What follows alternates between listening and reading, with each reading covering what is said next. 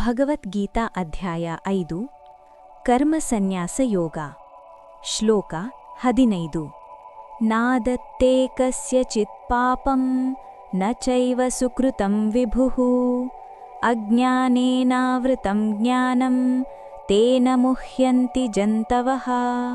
ಕನ್ನಡಾನುವಾದ.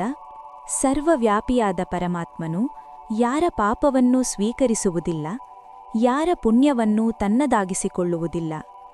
ಆದರೆ ಅಜ್ಞಾನದಿಂದ ಜ್ಞಾನ ಮುಚ್ಚಲ್ಪಟ್ಟಿರುವುದರಿಂದ ಜೀವಿಗಳು ಮೋಹಕ್ಕೆ ಒಳಗಾಗುತ್ತಾರೆ. ಅರ್ಥ: ಈ ಶ್ಲೋಕದಲ್ಲಿ ಶ್ರೀಕೃಷ್ಣನು ಪಾಪ ಪುಣ್ಯ ಮತ್ತು ಜ್ಞಾನ ಅಜ್ಞಾನ ತತ್ವವನ್ನು ವಿವರಿಸುತ್ತಾರೆ. ಪಾಪ ಪುಣ್ಯವೆಲ್ಲ ಕೇವಲ ಜೀವಿಯ ಕರ್ಮದಿಂದ ಉಂಟಾಗುತ್ತದೆ. ಪರಮಾತ್ಮನು ಅವುಗಳಿಗೆ ಸಂಬಂಧಪಟ್ಟಿಲ್ಲ. ದೇವರು ಕರ್ಮ ಮತ್ತು ಫಲದ ನಿಯಂತ್ರಕನಲ್ಲ. ಜೀವಿಗಳು ಅಜ್ಞಾನದಿಂದ ಅವನನ್ನು ಕರ್ತೃ ಎಂದು ಭಾವಿಸುತ್ತಾರೆ. ಅದರಿಂದಲೇ ಅವರು ತನ್ನ ಕರ್ಮದಿಂದ ಬಂಧಿತರಾಗುತ್ತಾರೆ.